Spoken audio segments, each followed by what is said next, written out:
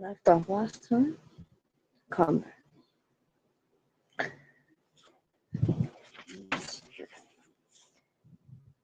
Cast a spell. Most spells require one standard action to cast. You can cast such a spell either before or after you take a move action. Note you can retain your dexterity bonus to AC while casting. Spell components. To cast a spell with a verbal component, your character must speak in a firm voice. If you are gagged or in the area in a silent spell or trapped inside of a water elemental and drowning, you cannot cast a spell with a verbal component. A spellcaster who has been deafened has a 20% chance to spoil any spell he tries to cast if that spell has a verbal component. To cast a spell with a somatic component, you must gesture freely with at least one hand. You cannot cast a spell of this type while bound, grappling, or with both your hands tied, full, or occupied.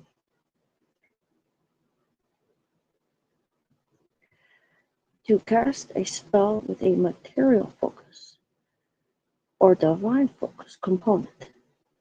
It says material, focus, or divine focus component. You have to have the proper materials as described by the spell.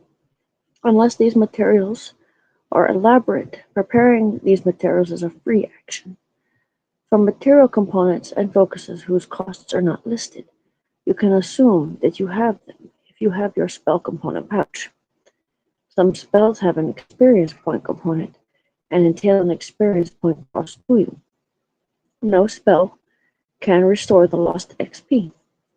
You cannot spend so much XP that you lose a level, so you cannot cast the spell unless you have enough XP to spare. However, you may, on gaining enough XP to achieve a new level, immediately spend the XP on casting the spell rather than keeping it to advance a level. I will be keeping track of that in game, and not at the end of the session. The XP are expended when you cast the spell, whether or not the casting succeeds. Concentration. You must concentrate to cast the spell. If you cannot concentrate, you cannot cast the spell. If you start casting a spell but something interferes with your concentration, you must make a concentration check.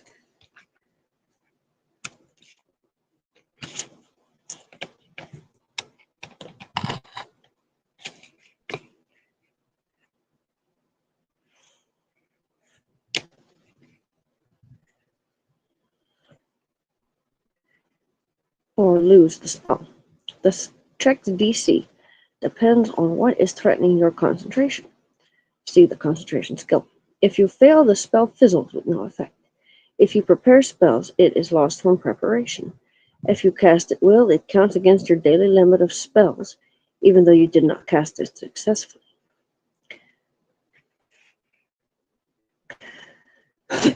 Concentrating to maintain a spell. Some spells require continued concentration to keep them going.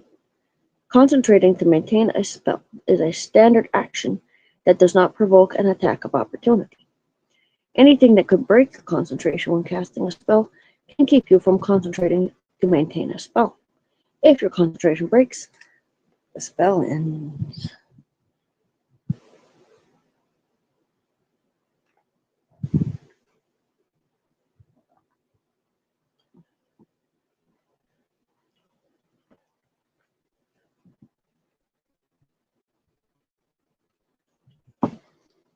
Casting time.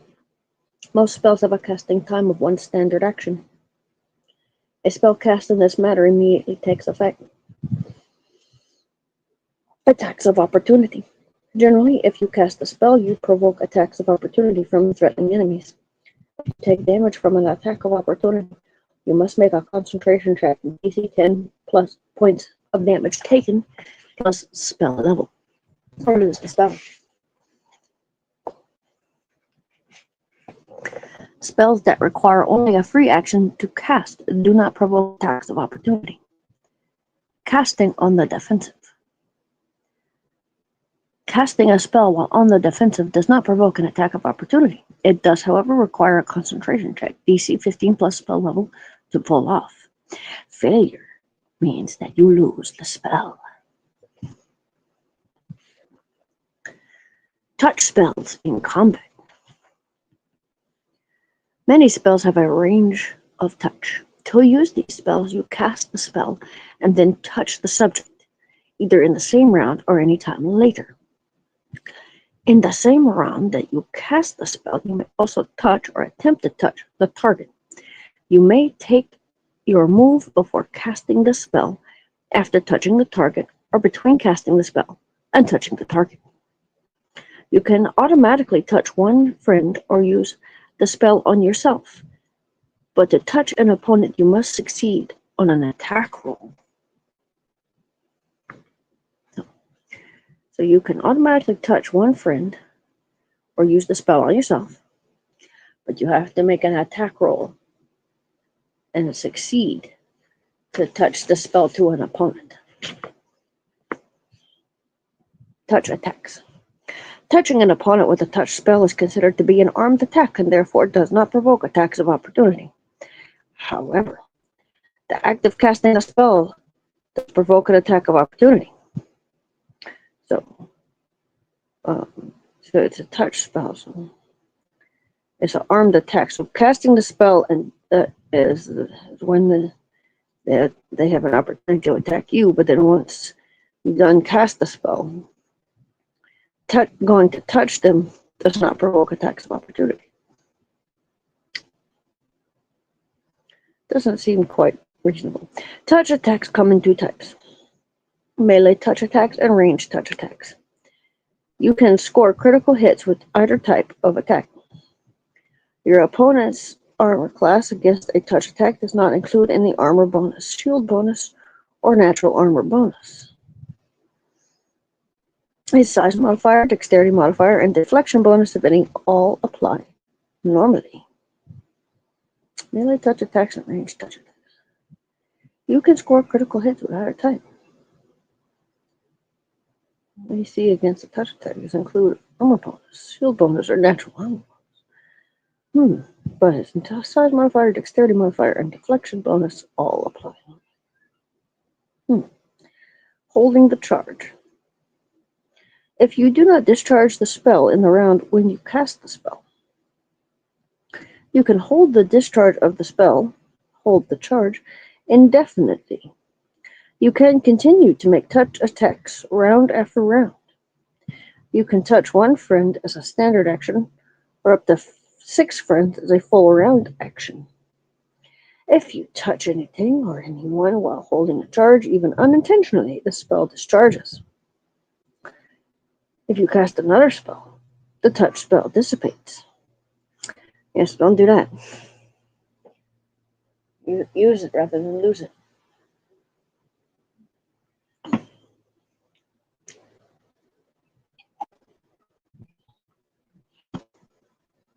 Alternatively,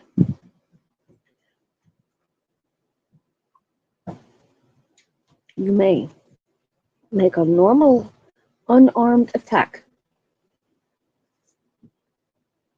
or an attack with a natural weapon.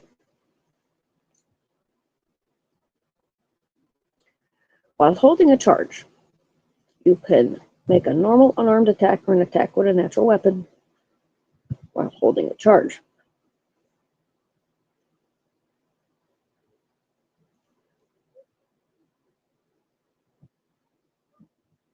In this case, you are not considered armed, and you provoke attacks of opportunity as normal for the attack.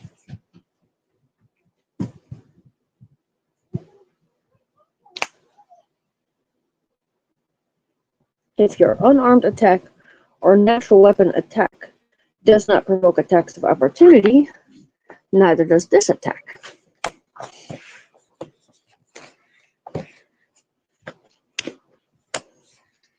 If the attack hits, you deal normal damage for your unarmed attack,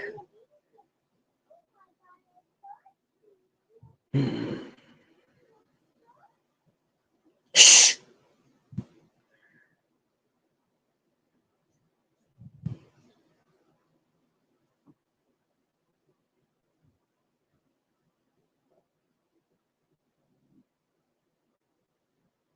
All right.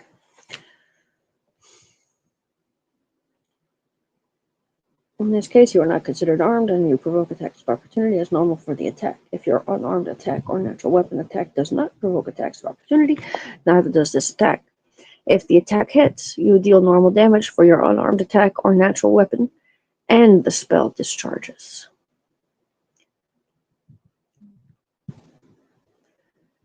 If the attack misses, you are still holding the charge. Dismiss a spell. Dismissing an active spell is a standard action that does not provoke attacks of opportunity. Activate magic item. Many magic items do not need to be activated.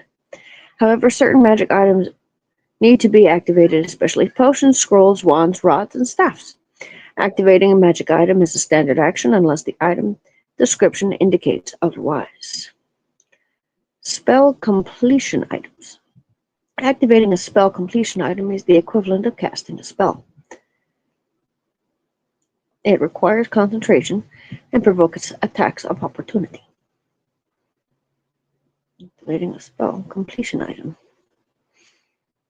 requires concentration. If you lose, you lose the spell if your concentration is broken, and you can attempt to activate the item while on the defensive, as with casting a spell. Spell trigger, command word, or use activated items. Activating any of these kinds of items does not require concentration and does not provoke attacks of opportunity. The potions, scrolls, wands, rods, and staffs.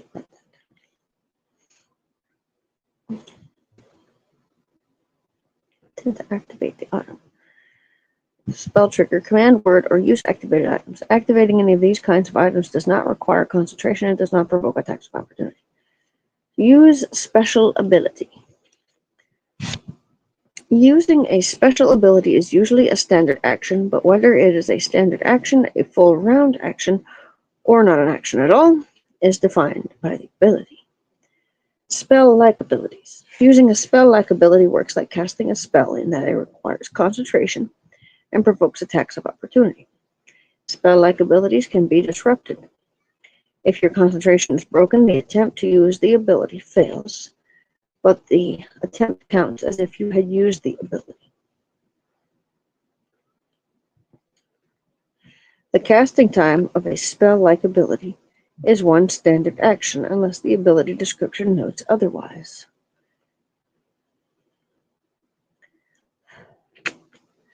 Using a spell-like ability on the defensive.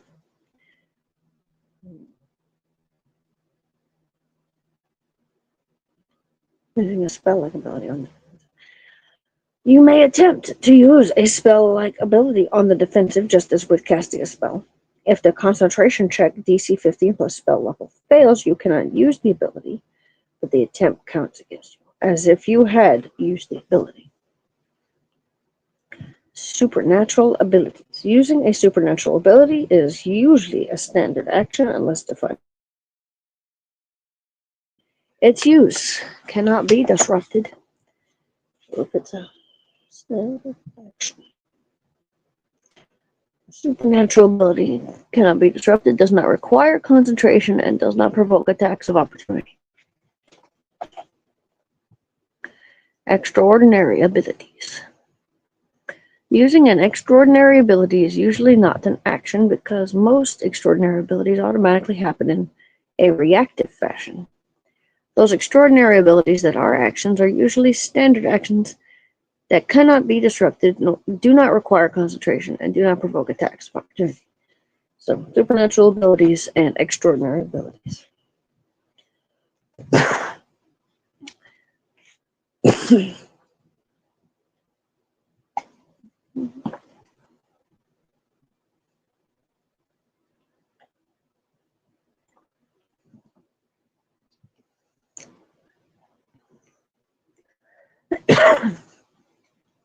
Extraordinary abilities.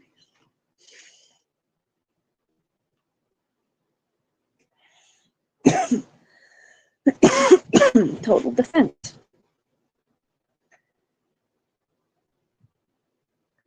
You can defend yourself as a standard action. You get a +4 dodge bonus to your AC for 1 round. Your AC improves at the start of this action.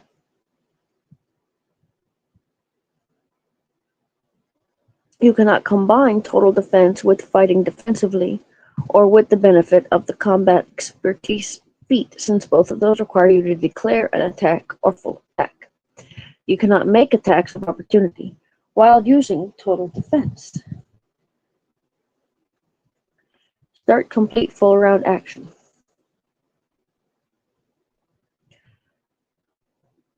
The start full round action standard action lets you start undertaking a full round action, which you can complete in the following round by using another standard action. You cannot use this action to start or complete a full attack, charge, run, or withdraw. So not a full attack.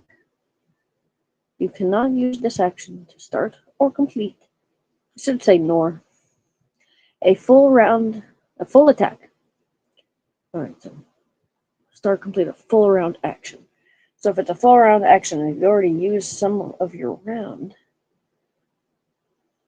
you can start one that'll be completed in the next.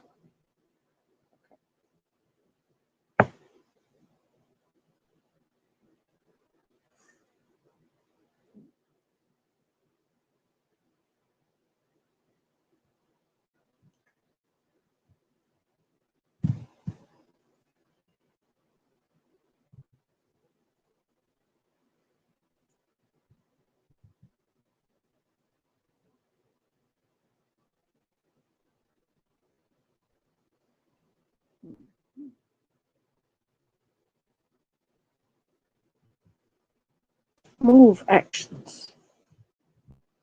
With the exception of specific movement-related skills, most move actions do not require a check.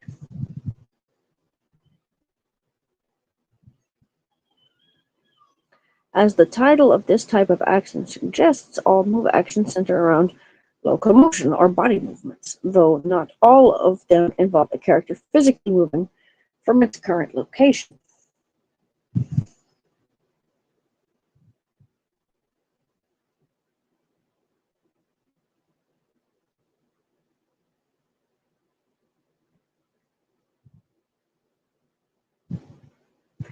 Move. The simplest move action is moving your speed. If you take this kind of move action during your turn, you cannot also take a 5-foot step. Many non-standard modes of movement are covered under this category, including climbing, up to 1/4 of your speed, and swimming up to 1/4 of your speed. The simplest move action is moving at speed. If you take this kind of move action during your turn, you cannot also take a 5-foot step. A 5-foot step thing is kind of strange.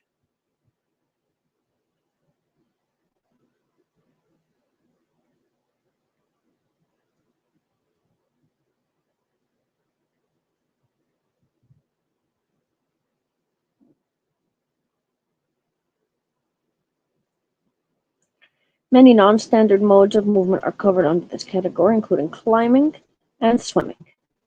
Climbing up to 1/4 of your speed and swimming up to 1/4 of your speed. I think unless you have a feat that lets you climb faster or swim faster. Usually the case. Accelerated climbing. You can climb 1/2 your speed as a move action by accepting a -5 penalty on your climb check. Okay, so you can also climb faster if you can afford a penalty. If you roll high enough, you can climb at half speed instead of 1/4 speed. Crawling. But duck walking. Duck walking is ridiculous. See on the next page. Crawling. You can crawl 5 feet as a move action. Crawling incurs attacks of opportunity from any attackers who threaten you at any point of your crawl. I don't see duck walking. They should totally have duck walking.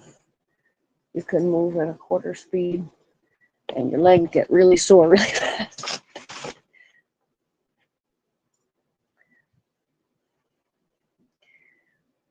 But you can move on your feet in a crouched position, holding your weapon at the ready.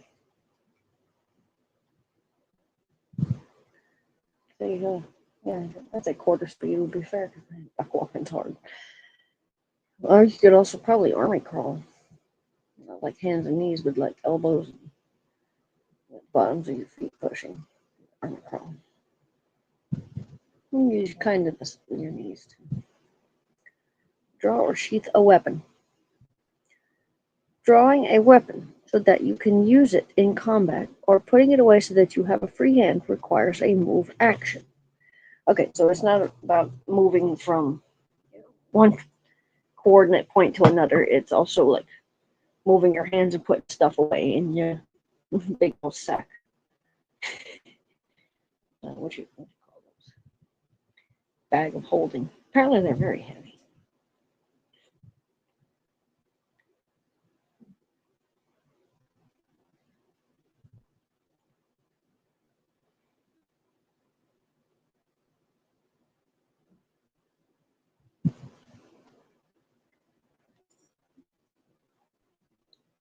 This action also applies to weapon-like objects carried in easy reach, such as wands. If your weapon or weapon-like object is stored in a pack or otherwise out of easy reach, treat this action as retrieving a stored item. So, if you have a base attack bonus of +1 or higher, you may draw a weapon as a free action combined with a regular move. If you have the 2-weapon fighting feat, you can draw 2 light one-handed weapons in the time it would normally take you to draw one. You can draw 2 if you have the 2-weapon fighting feat. Which fighters have a bunch of these different feats. Drawing ammunition for use with a ranged weapon, such as arrows, bolts, sling bullets, or shuriken, is a free action. So you can pull out your shuriken, no problem.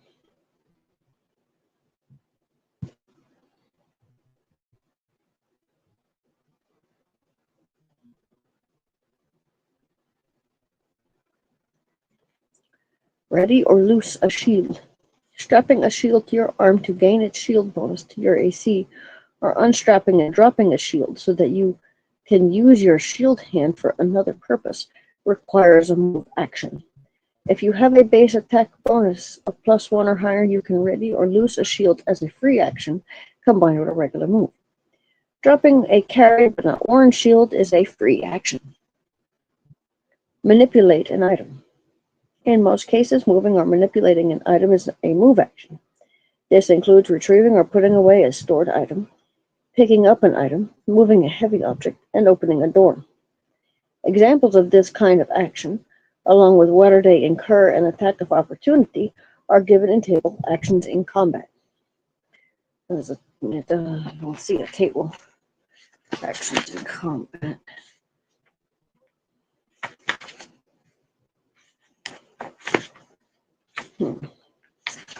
Casting spells, magical healing, tactical speed,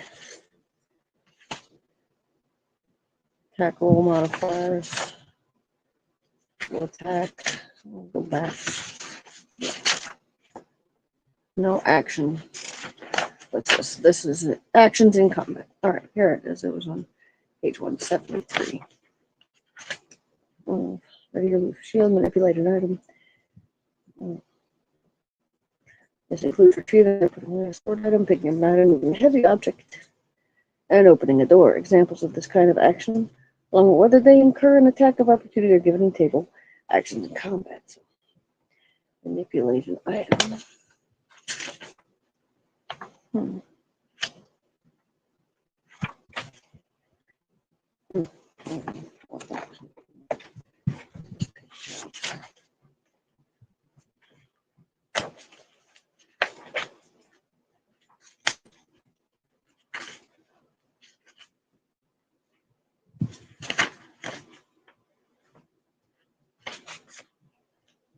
attack points, provoking attacks of opportunity, standard actions.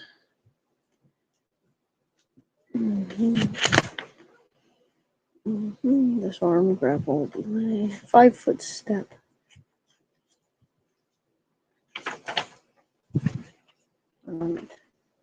Standard actions. These are basic things characters and creatures can do during a combat round. Basic attacks are covered under this type of action, as are the activation of normal items, devices, and magical treasures. Most actions taken by combatants are standard actions, though timing or outside influences might change the steps.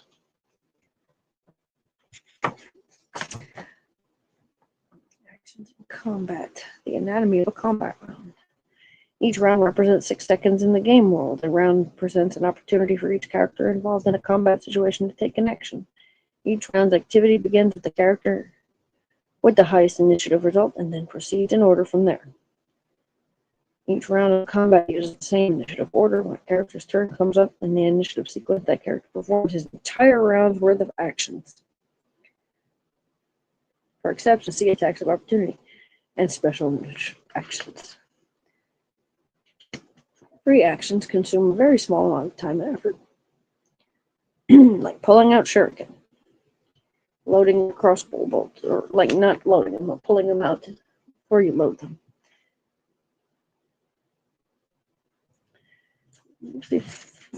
5-foot step. Attacks of opportunity. Attacking unarmed provokes an attack of opportunity from the character you attack, provided she is armed. The attack of opportunity comes before your attack. An unarmed attack does not provoke attacks of opportunity from other foes, nor does it provoke an attack of opportunity from an unarmed foe. An unarmed character cannot take attacks of opportunity, but see armed, unarmed attacks below. Sometimes a character or creature's unarmed attack counts as an armed attack. A monk character with improved unarmed strike feat, a spellcaster delivering a touch attack on a creature with natural physical weapons all count as being armed. Note that being armed counts for both offensive and defense. The character can make attacks of opportunity. Let's see. 5-foot step.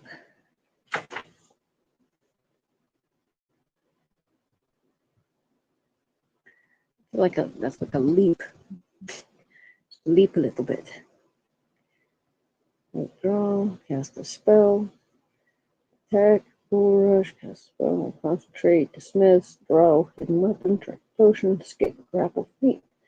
Light a torch, lower spells, make a dying friend stable, overrun, read a scroll, ready. Sunder a weapon, sunder an object, total defense, turn a rebuke undead, use extraordinary ability, use skill that takes 1 action. Use spell-like ability, use supernatural ability.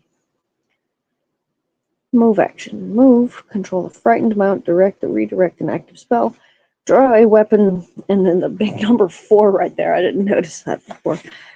It should be a little 4 because there's number 4 over here. So if you have a base attack bonus of +1 or higher, you can combine one of these actions with a regular move.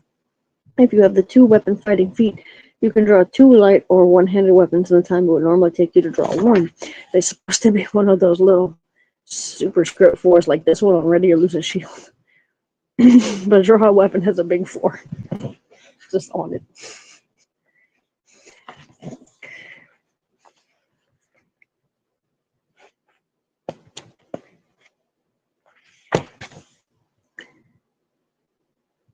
And 5, charge.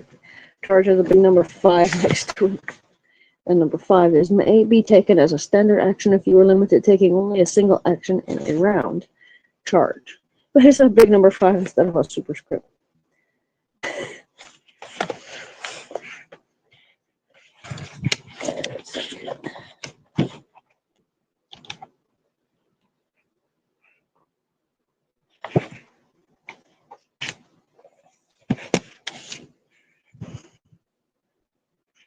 Torch. Load a heavy. Lock or unlock a weapon. Prepare to throw a splash weapon. Run. Use skill that takes 1 round. Use a touch spell on up to 6 friends. Withdraw. Superscript 5. Free action. Cast a quicken spell. Cease concentration of spell. Drop an item. Drop to the floor. Prepare spell components to cast a spell. Superscript 6. And speak. Okay, 6. Unless the component is an extremely large or awkward item. So no action. Delay, 5-foot step, disarm, grapple, trip an opponent, and use feet. Okay, I don't see manipulate an item. In most cases, moving and manipulating an item is a move action. This includes retrieving or putting away a stored item, picking up an item, moving a heavy object, and opening a door. Examples of this kind of action, along with whether they incur an attack of opportunity, are given in table actions comment. Okay, so let's see if there's moving a heavy object.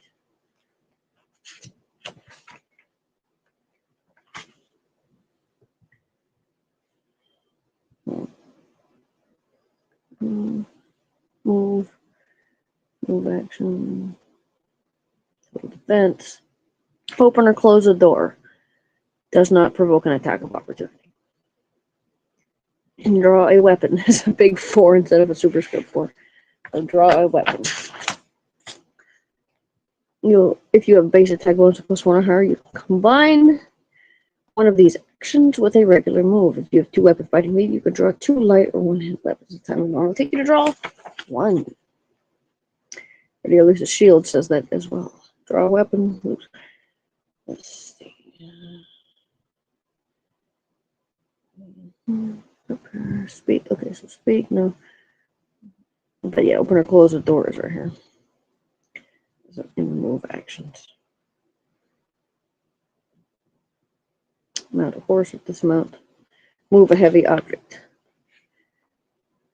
Pick up an item. Sheath a weapon. Stand up from prone. Retrieve a stored item. Sunder a weapon. Sunder an object. Total defense. Turn or rebuke undead. Use extraordinary ability. Use skill to make takes 1 action. Those are all standard actions. I was actually... Yeah, move actions begin here. These are standard actions. Read a scroll is a standard action. Because it takes a little long.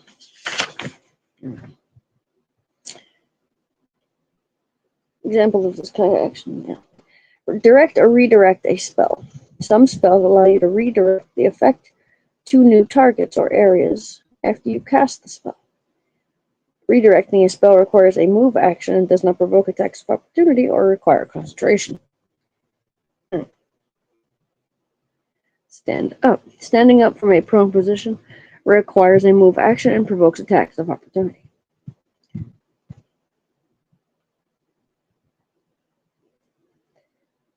Mount. Dismount a steed. Mounting or dismounting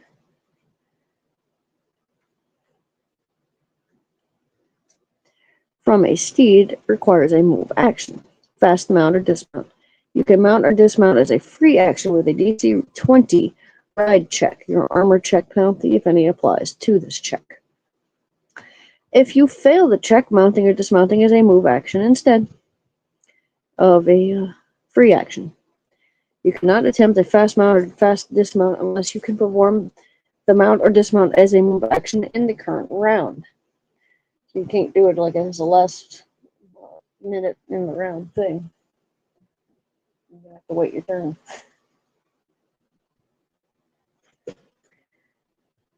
Full round actions. A full round action requires an entire round to complete.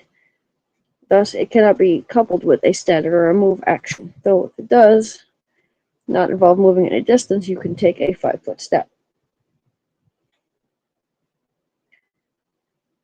Does that mean staying in your square? Just like going to the edge of it?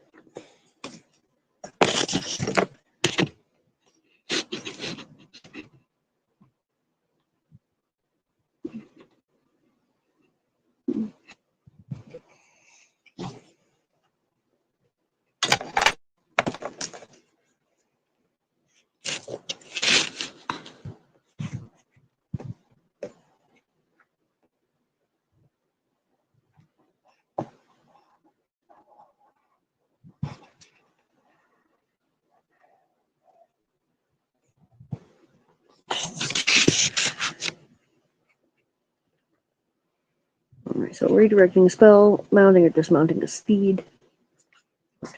This one is the right size. This one over here is like huge. If we were to say that it's at game scale, damn 20-foot long beast. So it's twice the scale up.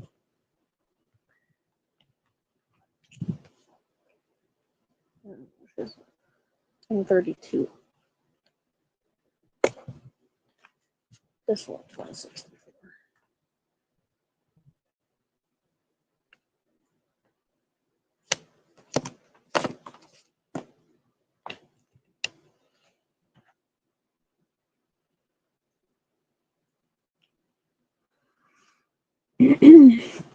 So a full round action requires an entire round to complete. Thus, it cannot be coupled with a standard or move action. But if it does not involve moving any distance, you can take a 5-foot step.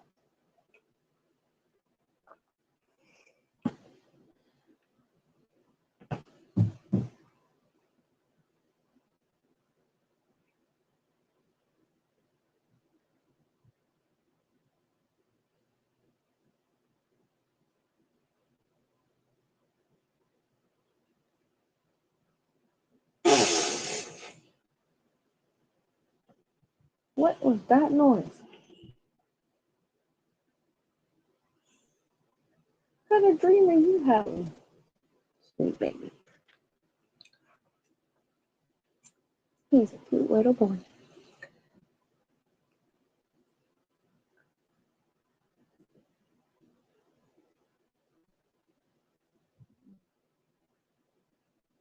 I don't know why he made that noise. Something might have happened. Full attack. If you get more than one attack per round because your base attack bonus is high enough, because you fight two weapons or a double weapon, or for some special reason you must use a full round action to get your additional attacks. You do not need to specify the targets of your attacks ahead of time. You can see how the earlier attacks turn out before assigning the later ones. The only movement you can take during a full attack is a 5-foot step. You may take the step before, after, or between your attacks. So I guess if you're like a barbarian that's walloping a whole bunch of kobolds attacking you, something like that.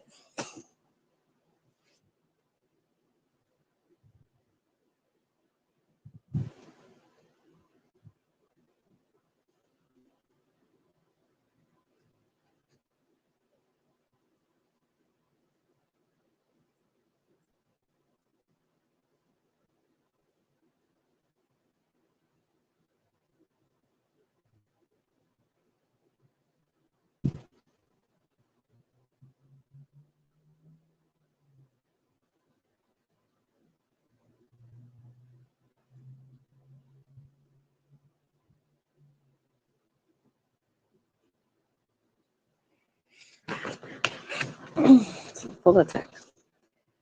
All right. If you get multiple attacks because your base attack bonus is high enough, you must make the attacks in order from highest bonus to lowest. If you are using two weapons, you can strike with either weapon first. If you are using a double weapon, you can strike with either part of the weapon first. Imagine explaining all that out. Like I first hit the enemy with the left side of my giant staff. Yeah, but then with the top side, and then I cast a spell at it. Deciding between an attack or a full attack. Imagine a staff that's activated by striking the top. Interesting.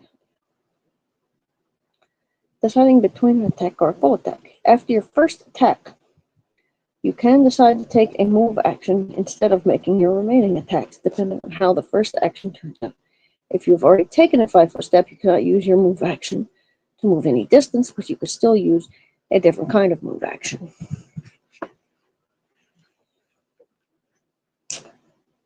Fighting defensively as a full round action. You can choose to fight defensively when taking a full attack action. If you do so, you take a -4 penalty on all attacks in a round to gain a +2 dodge bonus to AC for the same round. And that explained out. The wolves close in. They're cornered. You can fight defensively as a full attack action.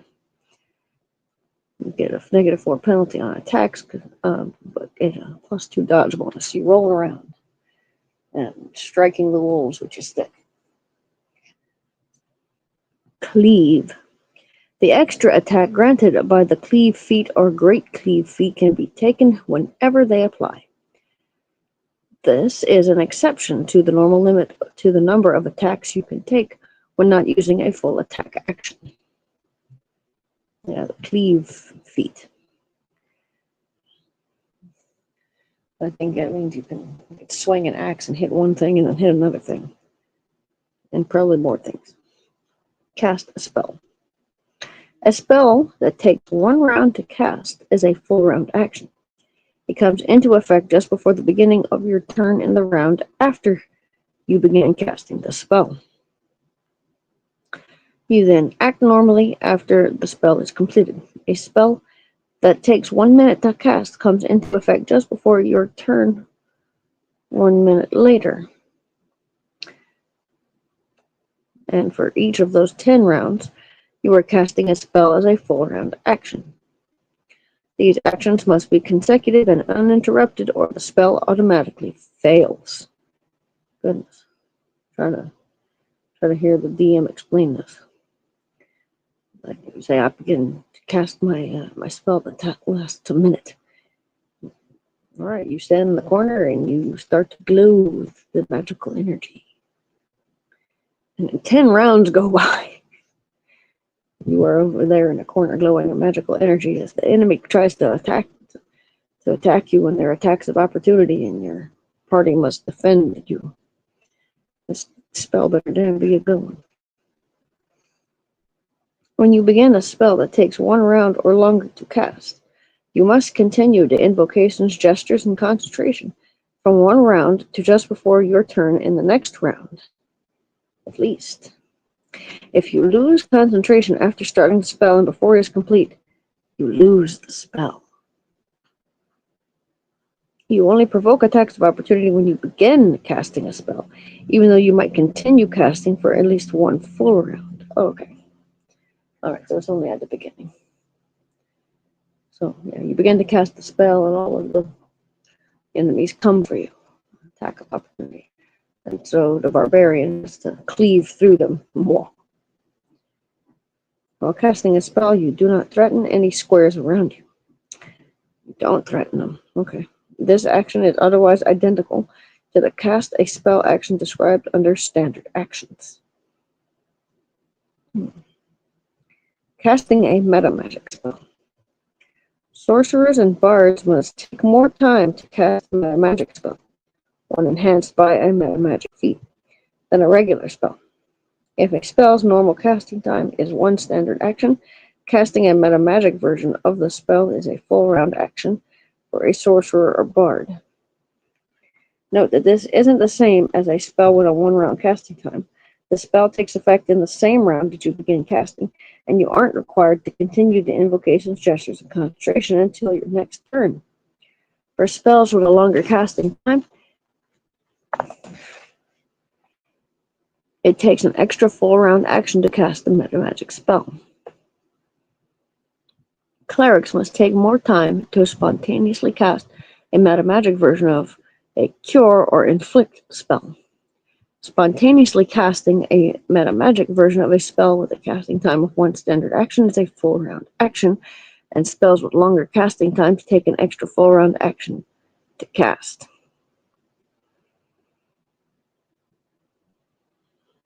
Use a special ability. Yes. Index.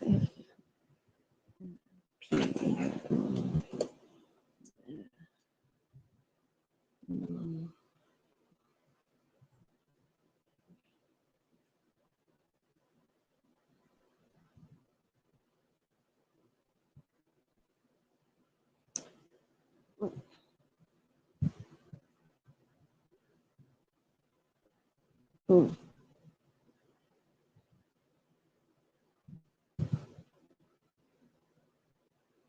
Meta magic isn't in the index. Why not?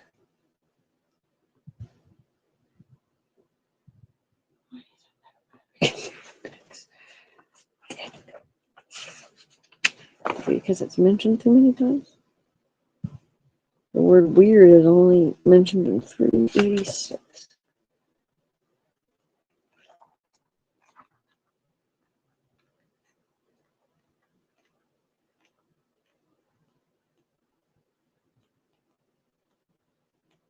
Okay. Weird. Illusion. Phantasm. Okay.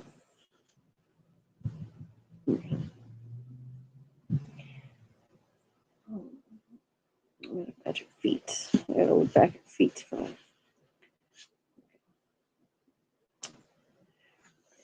Clerics take more time to cast a meta magic version of Cure or Reflect spell. Spontaneously casting a meta magic version of the spell. Casting one thing actions, 4 round action spells. So, feet. Where's feet? Improved.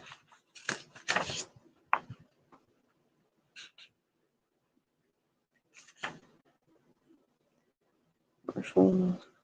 Maximize. Boom. See meta magic. I know it's back here somewhere.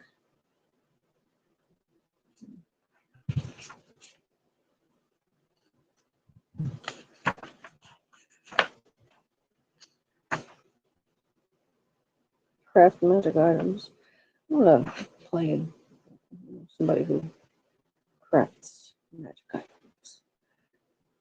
They're crafting. Solo game where you're just crafting cool stuff for the other players to go and try and retrieve. Here we go. Counterspelling meta magic spells. Whether or not a spell has been enhanced by a meta magic feat does not affect its vulnerability to counterspelling or its ability to counterspell another spell. Acrobatics. Magic items and meta magic spells. Multiple meta magic feats on a spell. Sorcerers and bards, wizards and divine spellcasters, effects of meta magic feats on a spell. Extra cost. Meta magic feats. As a spellcaster's knowledge of magic grows, she can learn to cast spells in ways slightly different from the ways in which the spells were originally designed and learned. Preparing and casting a spell in such a way is harder than normal, but thanks to meta magic feats, at least it is possible. Spells modified by a meta magic feat use a spell slot higher than normal. This does not change the level of the spell, so the DC for saving throws against does not go up. Wizards and divine spellcasters must prepare their spells in advance. During preparation, the character chooses which spells to prepare with meta magic feats, and thus which ones take up higher level spell slots than normal. And then there's a whole section over here over how many spell slots you get. Spells per day. This is the bard. Spells per day. So let's say a 10th level. It's 3 0-level spells, 3 first-level spells, 3 second-level spells, 3 third-level spells, and 2 fourth-level spells. The bard's going to prepare these spells and meta magic them.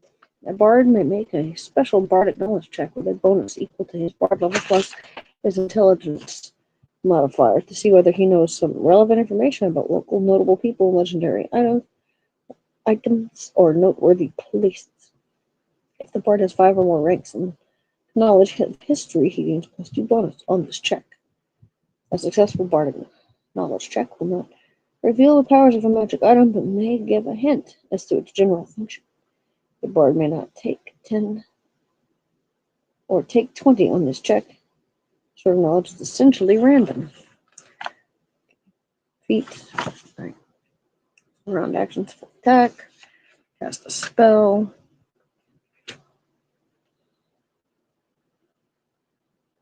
Casting a meta magic spell.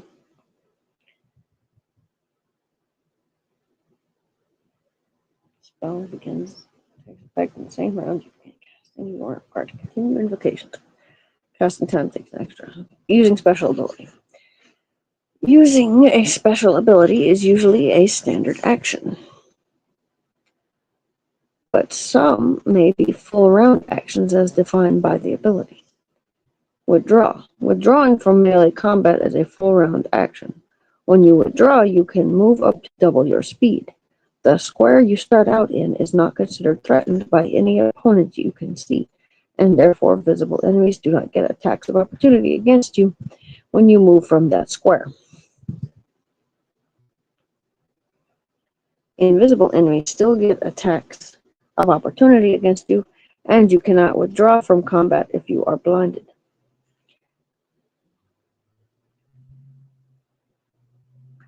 You cannot take a 5-foot step during the same round in which you withdraw. If during the process of withdrawing you move out of a threatened square other than the one you started in, enemies get attacks of opportunity as normal. You may not withdraw using a form of movement for which you do not have a listed speed. Note that despite the name of this action, you do not actually have to leave combat entirely. Restricted withdrawal. If you are limited to taking only a standard action each round, you can withdraw as a standard action. In this case, you may move up to your speed rather than up to double your speed.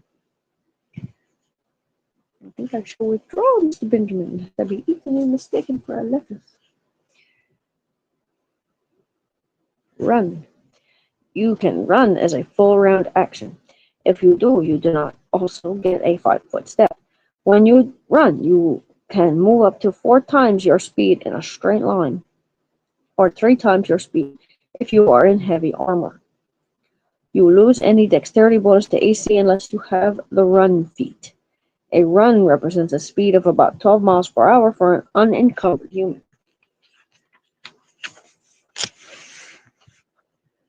You can run for a number of rounds equal to your Constitution score. Run for a number of rounds equal to your Constitution score. But after that, you must make a DC 10 Constitution check to continue running. Number of rounds equal to your Constitution score. So if that's like 12, you could run for 12 rounds. But you need to keep running. You must make a DC 10 Constitution check to continue running. You must check again each round in which you continue to run, and the DC of this check increases by 1 for each check you have made. When you fail this check, you must stop running. A character who has run to his limit must rest for 1 minute, 10 rounds, before running again. During a rest period, a character can move no faster than a normal move action.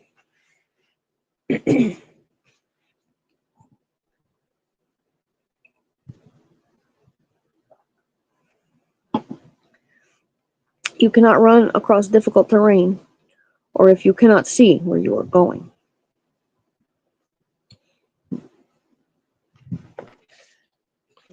So run and grab me some more coffee real quick.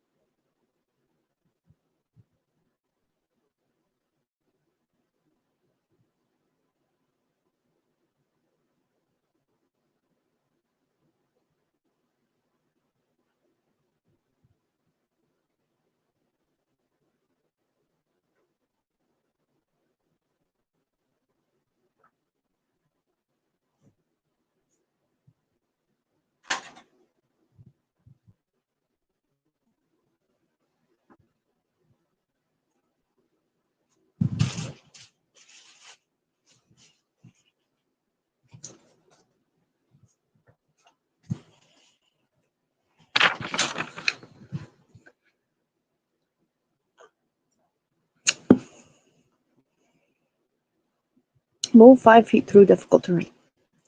In some situations, your movement may be so hampered that you do not have sufficient speed even to move 5 feet, a single square. In such a case, you may spend a full round action to move 5 feet, 1 square, in any direction, even diagonally.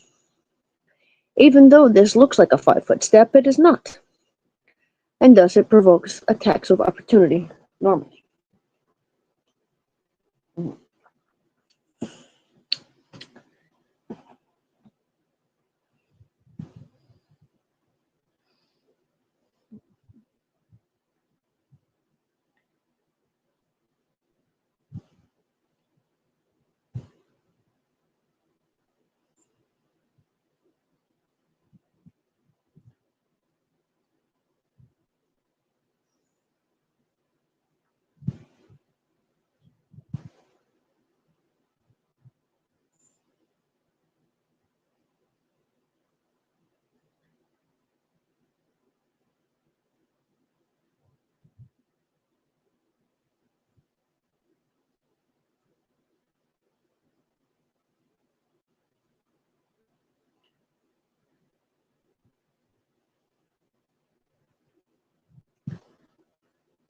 Free actions. Free actions do not take any time at all, though there may be limits to the number of free actions you can perform in a turn. Free actions rarely incur attacks of opportunity. Some common free actions are described below. Drop an item. Dropping an item in your space or into an adjacent square is a free action. Drop prone. Dropping to a prone position in your space is a free action. It doesn't take but a second. A free action is something that only takes a second. Speak. In general, speaking is a free action that you can perform even when it isn't your turn. Speaking more than a few sentences is generally beyond the limit of a free action. Roughly speaking, so no giving a speech.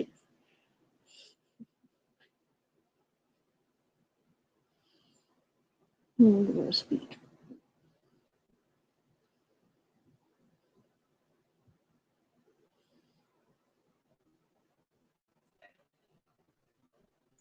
Roughly speaking, if a phrase takes longer than 6 seconds to say, it requires a standard action to complete. But this is a matter for a games master's discretion.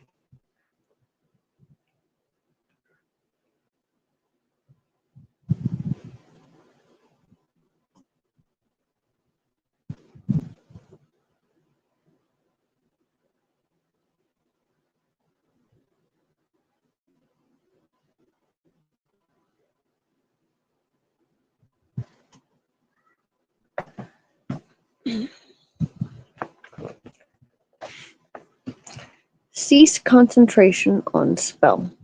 You can stop concentrating on an active spell as a free action. Cast a quicken spell. You can cast a quicken spell. See the quicken spell fee.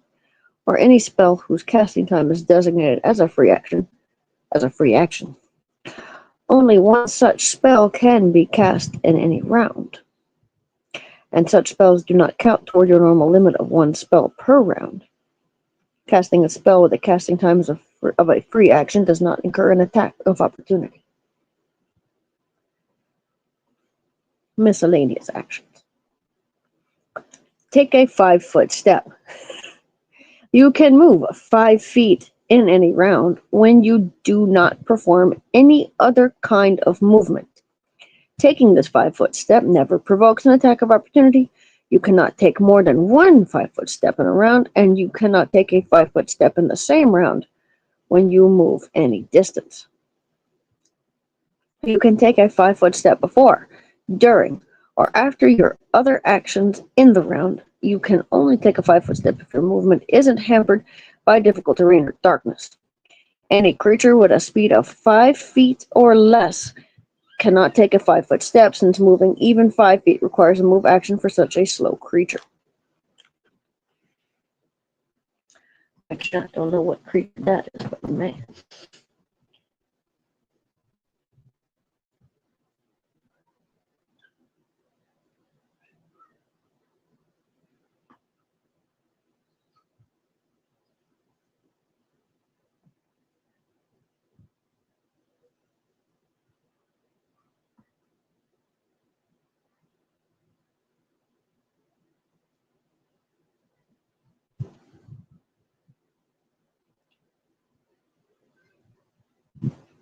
So that's, you may not, but okay, so you'd finally kind of explain the 5-foot step.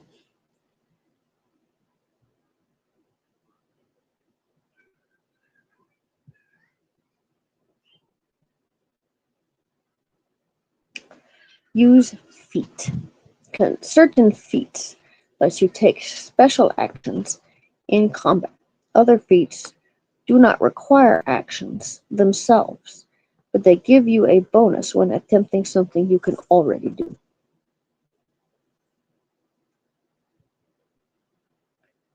So other feats do not require actions themselves, but give you a bonus when attempting something you can already do. Some feats are not meant to be used within the framework of combat. The individual feat descriptions tell you what you need to know about them.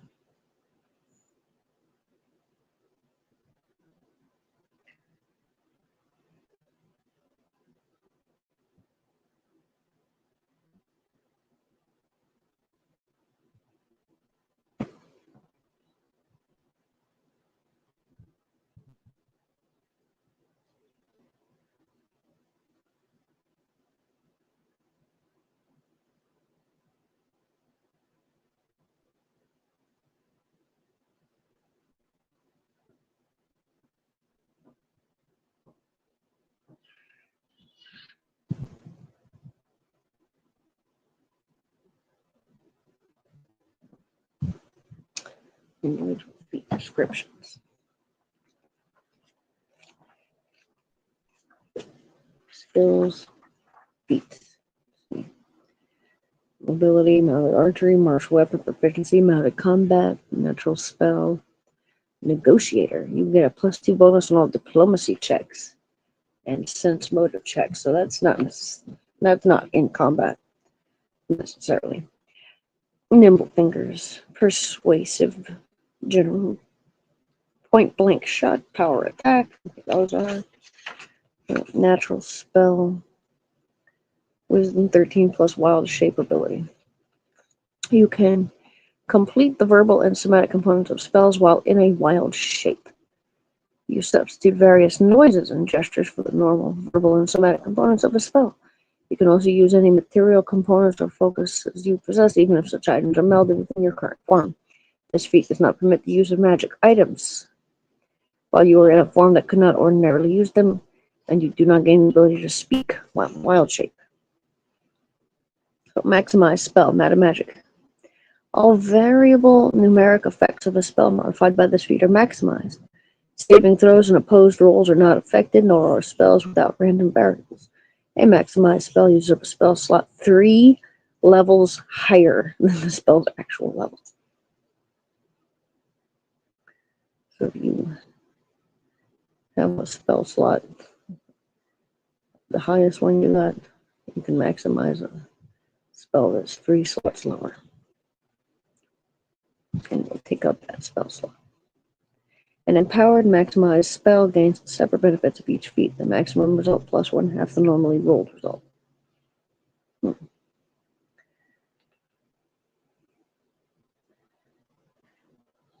Martial weapon proficiency, lightning reflexes, many shot, magical aptitude.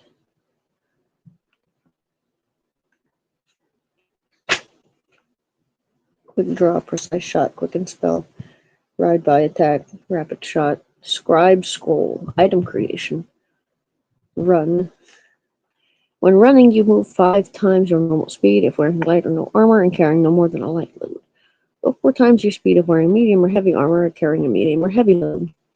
If you make a jump after a running starts, you jump skill description, you gain a +4 bonus on your jump check. While running, you retain your dexterity bonus to AC. Silent spell. A silent spell can be cast with no verbal components. Spells without verbal components are not affected. A silent spell uses a spell slot 1 level higher than the spell's actual level. Bard spells cannot be enhanced by this feat.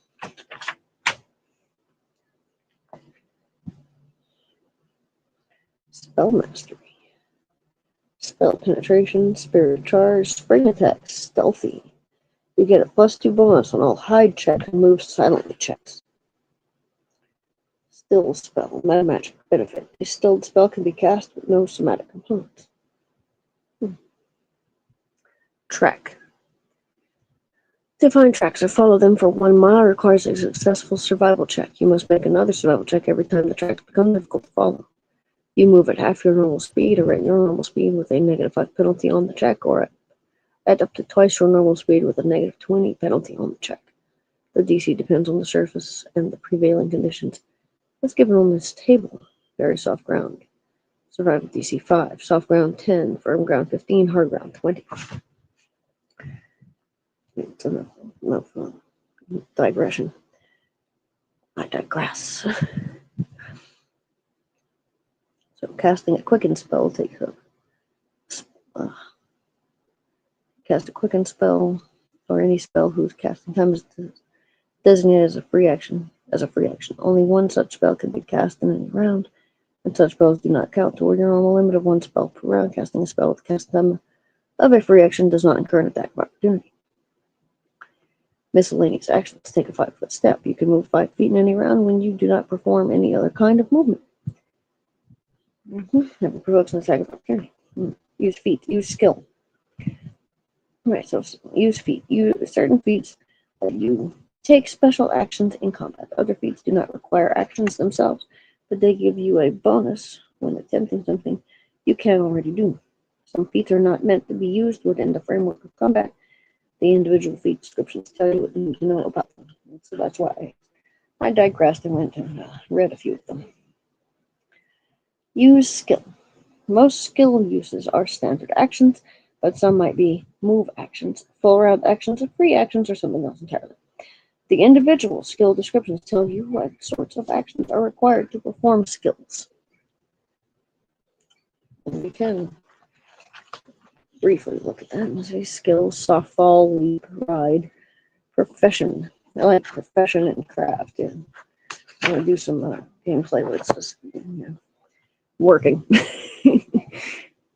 Injury and death. Your hit points measure how hard you are to kill. No matter how many hit points you lose, your character isn't hindered in any way until your hit points drop to 0 or lower. Hit points are summarized above, but the full rules regarding them are listed in this section.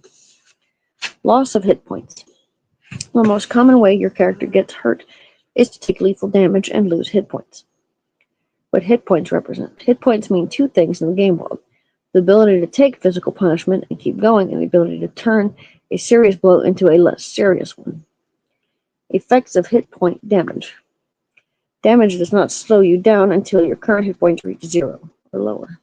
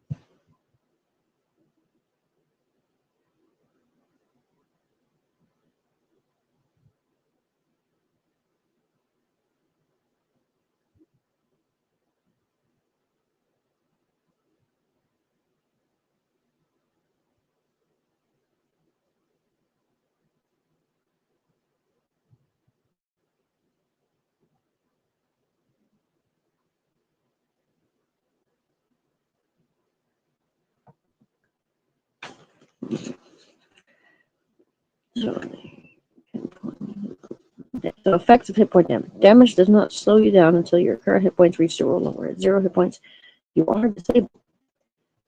From -1 to -9 hit points, you are dying. At -10 or lower, you are dead. But at 0 hit points is when you get hurt. So your hit points only last to where you can keep going without being phased. Massive damage. If you ever sustain a single attack, deals 50. If you ever sustain a single attack, it should say which deals. Which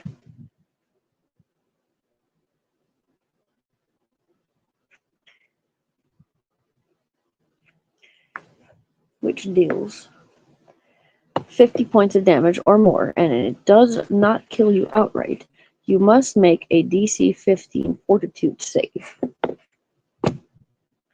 If this saving throw fails, you immediately die, regardless of your current hit points. If you take 50 points of damage or more from multiple attacks, no one of which dealt 50 or more points of damage itself, the massive damage rule does not apply. Undead and constructs of any kind are immune to massive damage death. Optionally, every 100 hit points beyond 200 that a creature possesses when fully healed adds 25 points to the massive damage threshold. For example, a silver dragon with 320 hit points would have to suffer 75 points of damage for a single attack to require a Fortitude save. So a dragon taking 75 points of damage or more, and it does not kill you outright, you must make a DC 15 Fortitude save. If the saving throw fails, you immediately die, regardless of your current hit points. If you can deliver 75 points of damage to a 320 hit point dragon, kill it. It's interesting. What would you have to do that much damage at once? Because like multiple people doing a bunch of different like small point attacks would not work, right? They would have to really get it all the 320 points down. So what would you have to do 75 points of damage at once?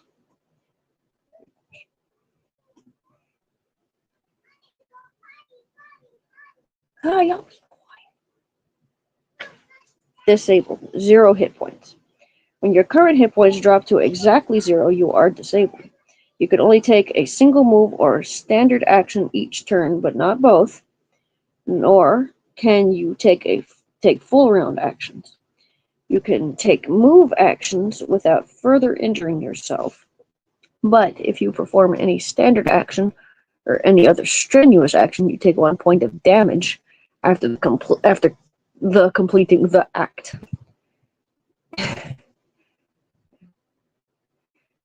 That shouldn't have 2 does in it. 2 points of damage after completing the act. Unless your activity increased your hit points, you are now at -1 hit points, and you are dying.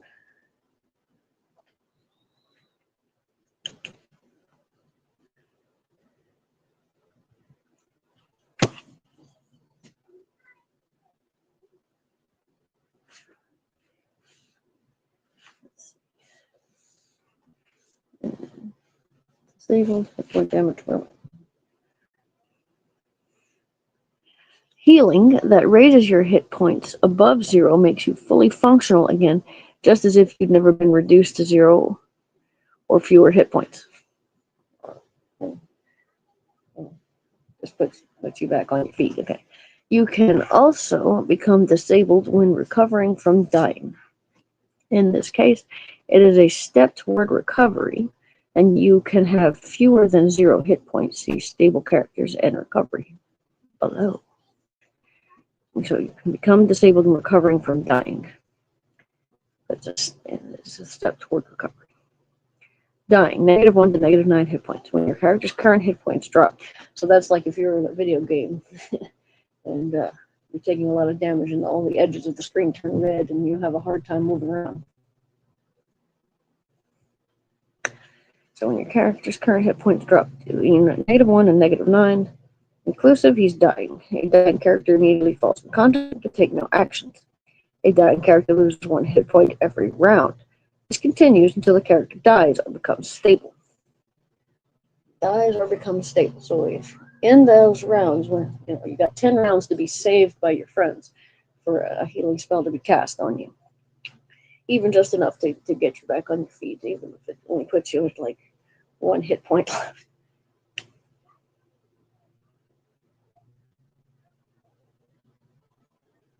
Video games put that threshold at 0, but whatever. Dead. -10 hit points or lower. When your character's current hit points drop to -10 lower, or if he takes massive damage, 50 hit points at a time, and fails the requisite fortitude saving throw, is dead. A character can also die from taking ability damage or suffering an ability drain that reduces its constitution to 0. And in the Bard campaign, the half-elf died, and they carted his body back to the town, and the local dwarf cleric had to spend several rounds healing him.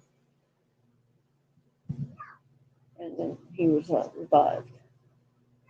But it had to be within a certain amount of time, or he'd be lost forever.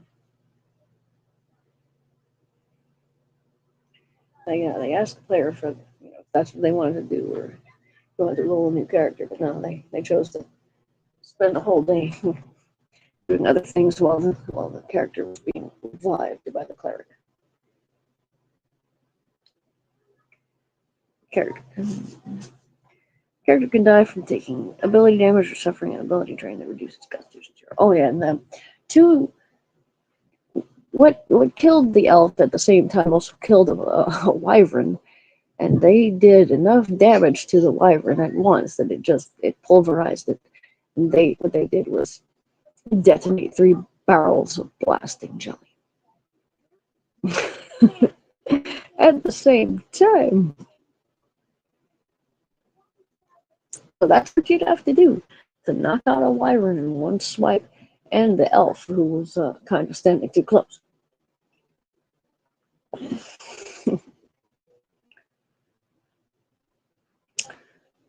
Stable characters and recovery.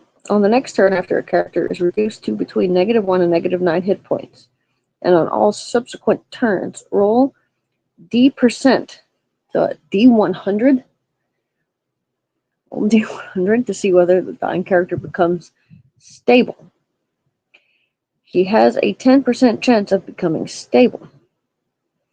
If he does not, he loses 1 hit point. A character who is unconscious or dying cannot delay his death by using any special action that changes the initiative count on which his action occurs. A character who is unconscious or dying cannot delay his death by using a special action that changes the initiative count on which his action occurs. If the character's hit points drop to -10 or lower, he's immediately dead. And yeah, they had to cart his body back to town on top of a big heaping corpse of a wyvern, which they then turned into hamburger and cooked. You can keep a dying character from losing any more hit points and make him stable with a DC 15 heal check. If any sort of healing cures the dying character of even 1 point of damage, he stops losing hit points and becomes stable.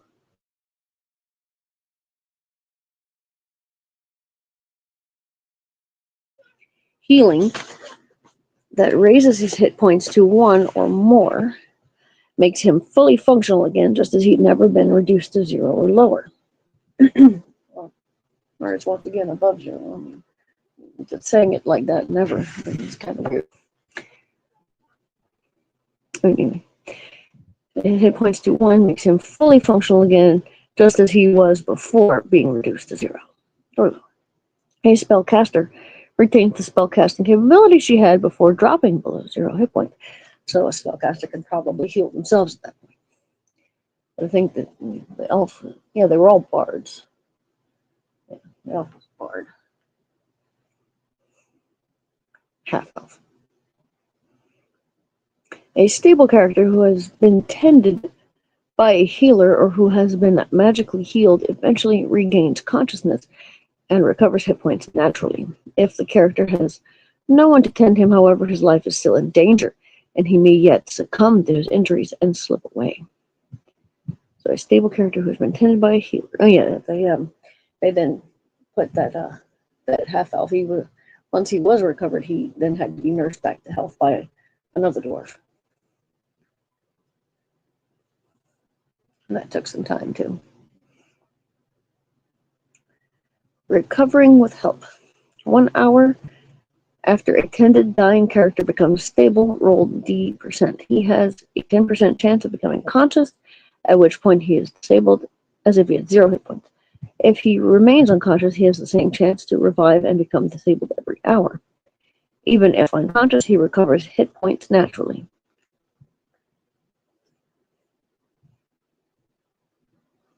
He is back to normal when his hit points rise to 1 or higher. Okay, so that's recovering with help. 1 hour after. It's one hour of rounds. How many rounds is that? 60. Yeah. Chance to revive and become disabled every hour. Recovering without help. A severely wounded character left alone usually dies. Awfully blunt.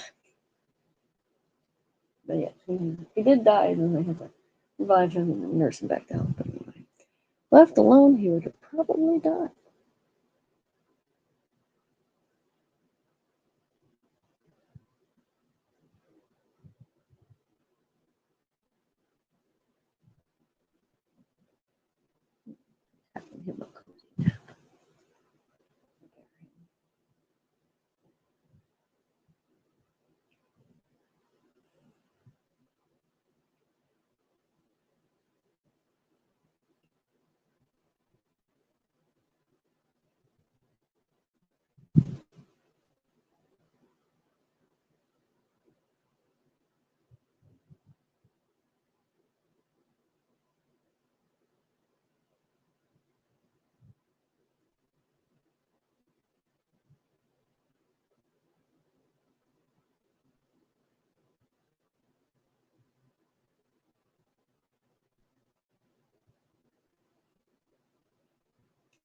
He has a small chance, however, of recovering on his own. A character who becomes stable on his own by making the 10% roll while dying, and who has no one to tend him, still loses hit points, just at a slower rate. He has a 10% chance each hour of becoming conscious. So a character who becomes stable on his own by making the 10% roll while dying, and who has no one to tend him, still loses hit points, just at a slower rate. He becomes stable. He has a 10% chance each hour of becoming conscious. Each time he misses his hourly roll to become conscious, he loses a hit point. He also does not recover hit points through natural healing.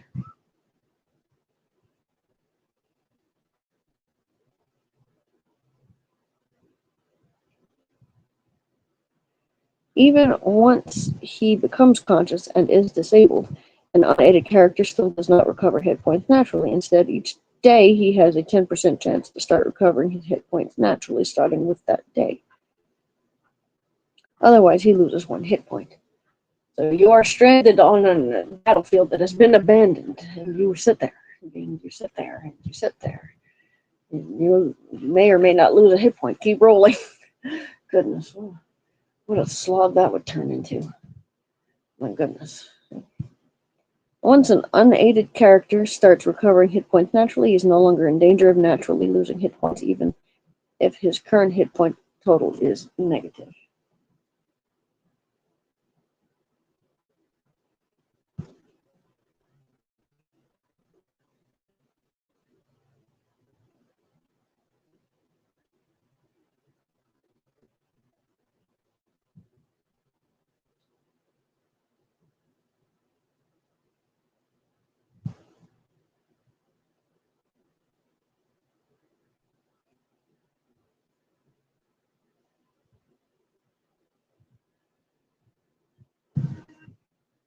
Yes, honey.